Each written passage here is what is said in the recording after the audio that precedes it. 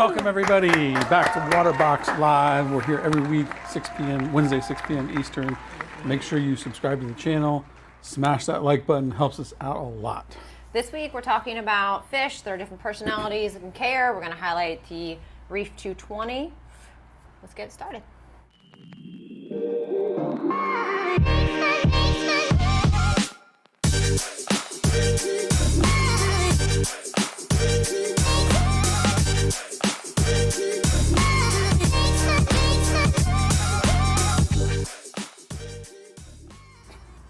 Thank you all for joining us here today. We appreciate it. I do want to mention again, make sure you smash that like button. Helps us out a lot. We got some exciting stuff coming down the road. One of them that we released last week. Yep. Yeah, if you missed last week's episode, shame on you. But we released the cabinets for the Peninsula Mini 25, which a lot of people have been requesting since the day we launched the Peninsula Minis. So you can definitely get yours now. They are in stock and shipping. So check out the website for those. I know people are very happy to hear this. I do want to mention too that not only they're available in the US, Canada, Europe, and UK. So any of those markets, they'll be coming to our other export markets like Australia, United Arab Emirates very soon. Very nice. Now, the biggest news we have, I feel. It is the biggest. Because it's a work in progress, been a long work in progress. Very exciting. Means so much more awesome shows and content. Yeah. Is a new studio. Yes. Guys, this is the last day in this studio. I don't know. Oh my God. How long have we been in this studio? 2 years, right? I say close to 2 years. Close to 2 years. We've been in this studio from beginning of the table to a nice studio like this, and now we've got a nice, huge area. It's going to let us have so many builds and so much more content and room. Yeah. It's going to be really awesome. But this is the last show in this studio, which is really sad but exciting. It is sad. A little also more exciting. This is like the OG area. Like, I don't know. Yeah. So one of the things that the big reason we're doing this, you guys, is because you keep asking for more builds. We want to give you more content. We want to build space. Yeah. This studio here is in our corporate office, so we're limited in the amount of space that we can actually set up new tanks. Yep, and having everything close together and easy to show and maintain. So bringing it all into one larger area is going to make all that so much easier. Yeah, specifically suited for that purpose. And the first build that you guys are going to see next week is the new REEF LX 320.7, which we took delivery of today. The very first one has been delivered today. That thing is a beast. So that build is starting toward the end of this month, but you'll get to see it next week when we do our first show from the new studio. Yeah, so big deal, you guys. We have a little video for that too that we can drop for you just to show a little bit of the progress that's happened. Check it out.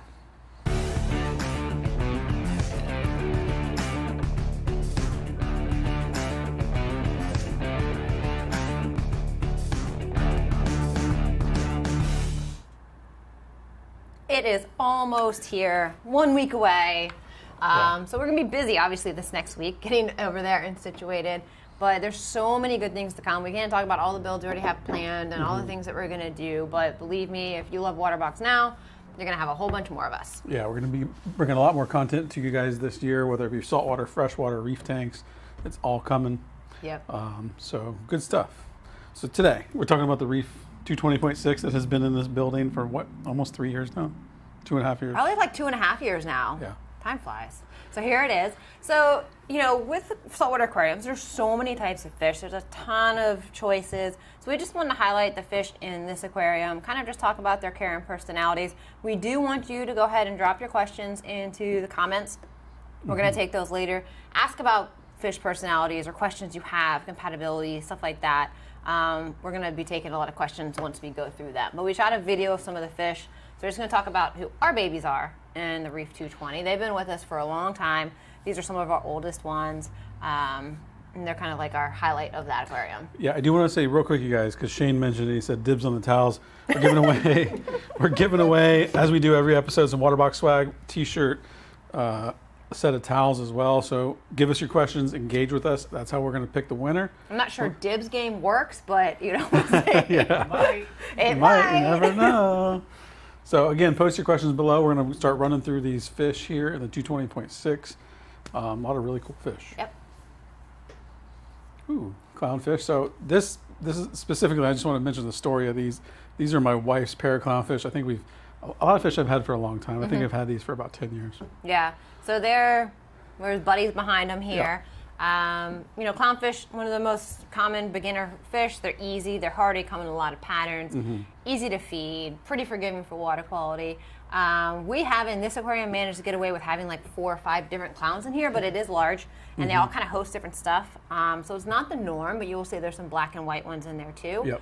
That all coexist well. And, you know, especially for almost every aquarium has a clownfish or a Nemo, because you really can't get any more beautiful and hardy. Right. There we go. Ooh, this is one of my favorite. There's your baby. Harlequin Tusk, one of my favorite fish ever. This specific one is an Australian Harlequin Tusk, tend to be a bit more colorful than the rest. And there's another region that comes colorful like that too. Yeah, right? well, these ones here, and then you've got like a regular Pacific one that isn't as... Okay, it's just the two. Yeah, pretty much. I mean, there's some variances in the region, but now most people say why you have a Harlequin Tusk in your reef, because they're not reef safe. They are reef safe. They're not going to eat your corals, but I won't say that shrimp, crabs, things do go missing here or there. Yeah. He's pretty laid back, though. He's probably the biggest baby of the tank. Yeah. And that can vary, of course, by each one, but he is also going to be a carnivore, so you got to feed him meaty stuff. So safe with corals, not necessarily a lot of inverts. Yellow Tang, the classic. Yeah, these guys are actually like super expensive now because of the bans for collecting. Yep. But you know, this has always been a staple in your aquarium. Yellow Tangs don't get as big as some of the other ones, but they are kind of aggressive, so you do have to be careful of that. And with all tangs, they are herbivores. They need a lot of algae in their diet to stay healthy. Very colorful though, great color. You know, especially in these larger tanks, if you have a couple of them, very striking in color. Yeah, you can do them in a group, but you know, it's like just because it's a smaller tank, you put it in like a 3-foot tank, they can get pretty nasty. So just keep an eye on that for personality-wise.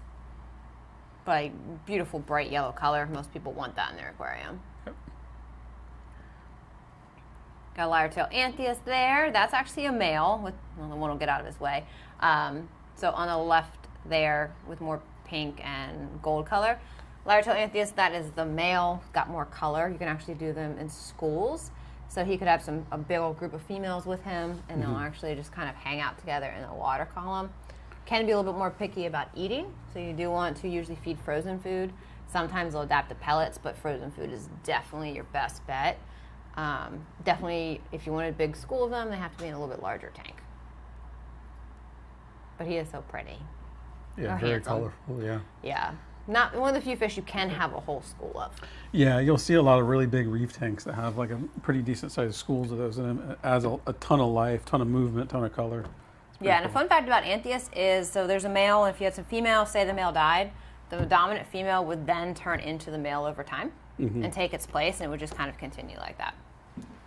Pretty weird. Or cool. This is a Bartlett Anthias.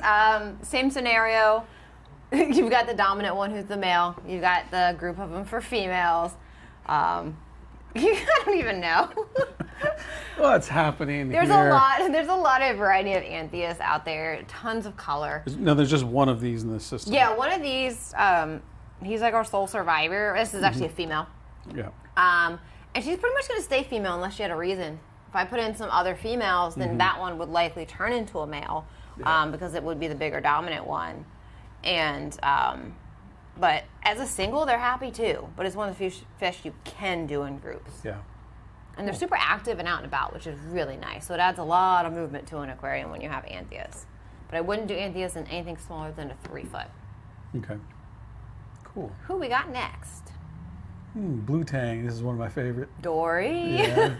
That's what all the kids say when they come into the office. Is Dory. Yes, that's probably the Can't most tell you how many recognizable times I've fish. heard that. But yeah, great, really colorful. They get pretty big. They do. They're not for your smaller tank. You definitely need a 6-foot or bigger. These guys can get an easy 12, 15 inches. And as tangs go, they are very susceptible to ick. Yeah. They tend to be shy and stress out very easily in the beginning. So you do have to be careful with these. I highly suggest quarantining them. We're getting from somewhere where they are quarantined because they're just so prone to ick and parasites and stuff like that. but they're beautiful. It's one of the few actual blue fish that you can find in the saltwater world. So if you have a big enough tank, they're definitely worth it. Just be cautious with their quarantine and dipping and stuff like that. There you go. I see you got a name in there. Nice. So this is blonde Naso Tang. In particular, again, I want to tell the story of it. I've had it forever. It's kind of the mascot of Waterbox Aquariums. Bought this fish back in 2007.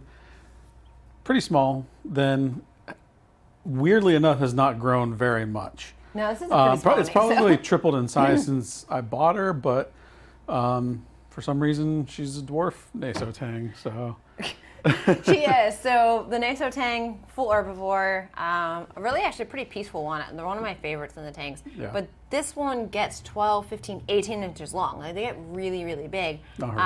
Mango is a dwarf version. We've tried. She's been in 8-foot tanks. She's been in 6-foot tanks. It doesn't matter. Fed very well. She doesn't. She's fat. Yeah. She doesn't grow. She only gets wider. Yeah. She only gets wider. That's the truth about adults. All right. So yeah, this is like our mascot. She's awesome. A lot of personality. Our Love, dwarf. voracious She's our eater. dwarf Naso. Yeah, she's great. And a Mandarin. And she'll be going into, sorry to interrupt, she'll be going into the REEF LX 320. Oh yeah, she's gonna love a nice upgrade in that size. So here's your Mandarin goby. This is one of those fish that unfortunately most people want to get into their aquarium, and a lot of times you'll have anyone that'll sell them to you. This is very specialized fish, so absolutely gorgeous. The most color, super cool with like the fluttery side fins, but they're very, very advanced keeping. You do need to have a lot of live copepods in your aquarium. It needs to be established. You need to have a refugium if it's a little bit smaller of an aquarium. They do not take prepared foods usually, and if you do get them to take any kind of pellets, you're very lucky. So they're very hard to keep. Yeah, and you can see right now, I mean, it's almost perpetually hunting for pods. They never stop moving, and all they're doing is looking around, looking for little low live copepods, little mysid shrimp, stuff around the aquarium. And if you put them in too small of a tank and you don't have that established, they're going to starve fast. This one does actually take pellets, which is kind of an anomaly, but you can over time, but you can't bet on that in the beginning. Like if you don't have that live copepod colony going, you don't have a refugium, you're going to kill the fish. And unfortunately, those get sold and probably die more than any other fish. Yeah, which is sad. So which is very sad. Yeah, do your research. Don't buy those unless you're, really, really prepared and ready. And it's expensive. You have to stock your tank with the pods over and over and over again. So, but we have a 6-foot tank. Didn't get added till it was very established. Is doing absolutely wonderful. Yeah, and there are aquaculture variants of those too, from ORA, which is a really good option. So ask your store if they have the ORA aquacultured version. So. Yeah. Good way to go too. So that is some of the highlighted fish in our 220. I can't wait because a lot of those are going to go over into the LX build, kind of what we're going to add to that population. Yeah. We're getting a good amount of space. I mean, it's so pretty today. I know. I cannot wait to show you guys this. We've been waiting on this for so long. So you guys get to see it too. So a lot of those are going to move over, but there's so many fish to choose from. And it can be very overwhelming, like which one eats what, if they're compatible, stuff like that. So definitely drop your questions, and you'll see as we go through all of our different builds, talk about compatibility and why we choose certain fish and stuff like that. But go to your local fish store, ask their advice. LiveAquaria.com is another great source of information for fish, their personality and diet. They're very right on with their information there. Yeah, definitely. Again, the biggest thing about this hobby, especially with fish, do your research, head online, go to our Facebook group. Over 12,000 people in there now that have a lot of knowledge that they can share with you.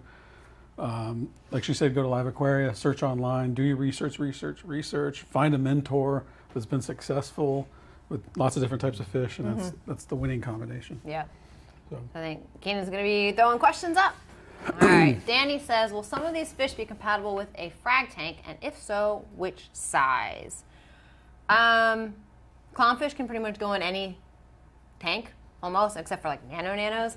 The Anthias, I'd say a 4-foot frag would be okay because there's still enough space. Just have a lid because they can be kind of spooky and jump. Mandarin, if it's well established near refugium. I'm trying to think what other fish we put in there. But tangs, not really tangs in a frag unless it was maybe like a yellow-eyed coal tang or a tamini because they stay small and they're pretty peaceful. Yeah. But a lot of these fish, because they are the tangs, are meant for bigger tanks. Cool. Thanks, Danny. Mike Johnson says, loving my 110.4. Has anyone had experience with captive bred marine betas? Any issues with them eating smaller fish once they are adults? Yeah, captive bred or not, it doesn't matter. They're predators. They're carnivores. They have pretty good sized mouths for a fish. I love marine betas, by the way. Like, they're so beautiful. You never see them kind of in the trade usually. They do tend to be pretty shy, but they're awesome. But they got big mouths. They're kind of related to groupers. So if it's small enough, it's going to eat it. It doesn't matter. Yeah, if it fits in their mouth. It's not meant for smaller fish. And shrimp and stuff, he'll eat those too. So you just have to tailor your livestock list around their needs because they are really, really cool fish. Yep. Thank you, Mike. Appreciate the questions. Again, you guys, we're giving away a set of towels, Waterbox Aquariums t-shirt at the end of the episode. Post your questions. Engage with us. Ed says, I cannot wait for the LX build. Oh, right it's there going to with be you. amazing. It's going to be a really big build. All right, Smith says, among other fish, I have 4 Anthias. Is 1 feeding a day enough or 2 or more? It kind of depends on the type of Anthias. Majority of what you find in the trade now, Lyretails, Bartletts, disc bars, those kind of guys, probably when you first get them, 2 or 3 times a day. Small feedings is probably best. And if it's a newer tank, you don't have a lot of natural food, because they'll eat copepods and stuff too. Then you might do more. But on average, I feel Anthias will do fine with once a day feeding, once they're in there. If you notice they're getting skinny, up your feeding. But you going 2 or 3 times a day and feeding your tank is a lot of waste product. So you don't really want to add that extra food if you don't have if at to. all possible. Because they're going to eat copepods and mice and shrimp and all that stuff in the water column. If you have natural food in there, kind of like a Mandarin does. Cool. Kevin says, are copper band butterflies reef safe? I really want to get one, but I have a mixed reef tank. It's a gamble. No, they're not reef safe. Reef safe with caution. They're going to pick at something. You just don't know what it is. A lot of times it's going to be LPS corals because they're Aptasia eaters. So you figure things like acans and blastos and brains, when they put their feeder tentacles out, those tentacles look a lot like Aptasia tentacles. They tend to pick at them. So they're going to pick at something. I've never met a copper band that hasn't touched a single coral. It's just, is the copper band more important than the type of corals that it picks at? So if you have like a softy tank, probably okay. They're probably not going to eat no zoos or leathers, any of that stuff. SPS tank, probably okay. Mixed reef is where you're going to run into trouble. I don't know what your experience with those are, but my history with them is they're relatively difficult to keep. They also. are. So like, reef safe with caution, even including them in your reef with caution or in an aquarium. Yeah, the problem with them is they're extremely timid. So I've found a lot of times, and I've owned a lot of copper bands, is when you introduce them into a tank that has an established group of fish, feeding time is very ferocious, I guess. I mean, everyone's very busy and they go for the food. A copper band's going to go hide behind a rock and not fight with everyone else in that whole thing. Right. So a lot of times they end up slowly starving because they're too shy for that busy reef environment. If you've got a quiet reef, they're going to settle in probably a lot better and eventually get more aggressive into feeding time. But when you put one into a situation where there's this big pack of fish that eat out like at feeding time, unless you're spot feeding them and stuff, they tend to stress out and then slowly starve. They're very hard to adjust in, but once they adjust in nicely, they're very hardy. Right. So even maybe another option would be if they're very early on, some of the first fish they add. Maybe yeah, if it's only like smaller fish in there, maybe add a copper band until he's really established. And then as you add corals, you'll see what it wants to pick at and alleviate those. Cool. Alejandro says, how big of a tank do you need for a blue tang? 6 footer. I would say like the REEF 220.6 is probably the smallest. Yeah. The frag 6 foot is too shallow, I feel. Yeah. So you really want to go with Not a full size space. 6 foot or larger aquarium.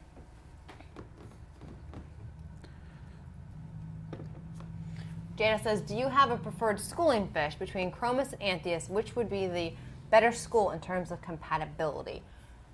I would Anthias, because Chromis are like like little freaking whales at feeding time. Very voracious. They and do. violent, yeah. You got They're like little piranhas. If you have a little group of chromis in there and you put food in, they're going to eat everything before everyone else, and you're going to put in 3 times as much food, and you're still not going to feed everybody. Those things go down there. They're really cool in an aquarium the way they school. They're beautiful. Yeah.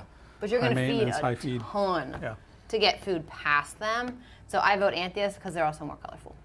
I I agree. remember we had previous videos where we put a lot of them in our frag 105.4.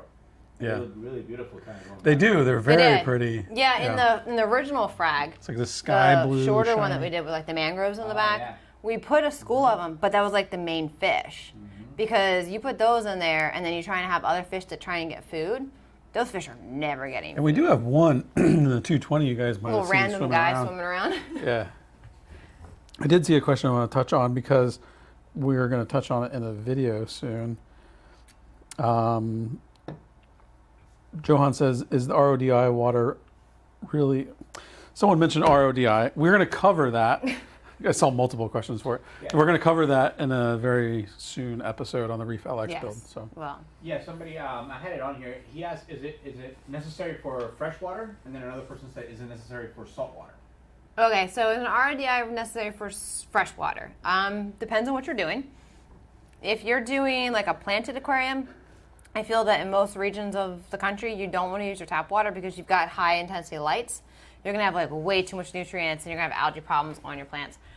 For salt water, not a question. Do not use tap water. yeah. Like not even, just don't do it. So I think it's a must for salt water, and I think in certain scenarios for fresh water is beneficial. If you guys Hi. don't already know, Jess is always dropping knowledges on Waterbox Live. So we got dropping knowledges t-shirts because I feel like I talk a lot. it's okay because I'm sitting here and I'm learning a lot too. I always say it. Every time I'm up here, I'm like, oh, that's cool. We have a lot of information up here. A lot of stored information on reef It is. and All right, freshwater Urban aquariums. Reef Dreams. What tanks can I add to the LX 230.5? Okay, so with the LX, it is 30 inches wide, so that is a benefit in that way, but it is 5 foot long. I would say you're pretty good. Yellow Tangs, Purple Tangs, Taminis, Coal Tangs. Any of the ones that aren't like a Blue Hippo, a Naso, Soul, Clown, because those get really big and they can be a little bit more aggressive. So you want your medium to larger tangs. It's kind of tough because you're 5 foot, but you're wider than usual, so it does give more swimming space, but I still wouldn't go with like a Blue Hippo, a Naso, or any of those. So stay with your like medium size tangs. Yeah, the 6 foot's the key. I mean, these fish in the wild, they swim miles at a time, and there's no limitation. So when you think you go and put them into this, a beautiful glass box, but Fed it's still very very well. limiting on their swimming space. Silver box. It's still a Yeah. box. Mango has had a great life. She has had a great life. All right, you're reading the next one. Don Newsom says, is there a triggerfish that is reef safe? Yes. Okay. Reef safe. As far as corals, yes. As far as inverts, no. Pretty much any triggers, for the most part, aren't going to touch your coral. But some are going to be more aggressive to fish and inverts. There's a group of triggers, crosshatch, blue throats, and like Niger triggers. They have this like upturned mouth, and they don't have like a pointy mouth. Those guys have like really small mouths. They tend to be pretty safe. They're not going to usually mess with too much as far as fish. They will still go after shrimp and stuff, usually. But your like big ones like Picassos and queen triggers and stuff, they're aggressive. They're going to beat up fish. They're going to eat any invert they can. They have the like bigger mouth kind of pointed, whereas the other ones have like an upturned mouth. Yeah. Like blue throat triggers are one of my favorites for a reef tank. They're super sweet and you can buy them in pairs. They're really pretty. I love the crosshatch. And I Crosshatch, yeah. love If you buy want them to in spend pairs. $1,000 Yeah. on a pair, crosshatch are awesome. Yeah. Money's no expense. All right, this is the last question here. Skinner says, "Hi guys, smallest tank I could keep a bristletooth tang in." Man, you trying to get me in trouble with the tang police? Lots of tang questions. I feel like I can answer this. Someone's gonna be mad at me for my answer. I honestly think a 3-foot tank is fine for a coal tang or a tamini. You've got the 100.3 reef. I think is plenty good size for one of those. So 3 foot, 20 to 24 inches front to back, I think that you're fine with one of those fish. Some people are probably going to disagree with me, but that's what I've done for my whole career. They're allowed to disagree with you. They're allowed. Yeah. That's the thing. Thankless all or good. fierce. Guys, I do want to mention, if you haven't already, smash that like button. Helps us out here on Waterbox Alive a lot with the Google algorithms. So definitely smash, smash, smash. If you haven't already, subscribe to our channel. And hit the notification bell too, because we are here every week, soon to be even more. This is our last week in this studio. It's a little bittersweet. I know. It's going to be a little weird, I think, for... I don't know, but as amazing as the new place is, and the space we have, we might be like, forget about the other one. Smash it! Yeah, flip it over. This one's really heavy. But no, there's a lot of great things to come. You're really going to get to see a lot of us, I think. Like, we have a lot in the plans. We're going to be live more often. We've got a ton more builds that we can do at one time. So it's going to be really awesome. Freshwater, saltwater, a little bit of everything. Recorded videos that you guys have been asking for, more digestible, more shorter videos. how-tos and stuff like that. So a lot of exciting things coming for the rest of this year and then forever. Years to come. Yeah. So we got to give away. All right. One shirt, one set of towels. Is that what it is? All right. Drum roll. All right, this is me this week. Shane Emery wins the towel. Kevin Johnson, t-shirt winner. I appreciate you guys. Thanks for the questions. Email support@waterboxaquariums.com. They'll get you hooked up. We appreciate you guys being here again. Dibs Smash does that win. like button. Yeah? Oh. Look at that, Shane. You called dibs and you got it. Not every day, but for today. I guarantee you next week there's someone going to say dibs on the t-shirt. Dibs on. Well, all right, we might change It's our all process. good. You can try. Yeah, but yeah, just email support@. We'll be here next, not here. We'll be live next week at the brand new studio. You won't want to miss it. Cannot wait to show amazing. them. We're going to get to see the LX on that show before the build even starts. You've got to tune in. We'll be back next week. Thank you guys so much. See ya. Thank you all for watching. Remember, we're live on Facebook and YouTube, so make sure you like, share, and subscribe, and hit those notifications. We're live every Wednesday at 6 p.m. Eastern Standard Time. Join us next week. Thanks for watching.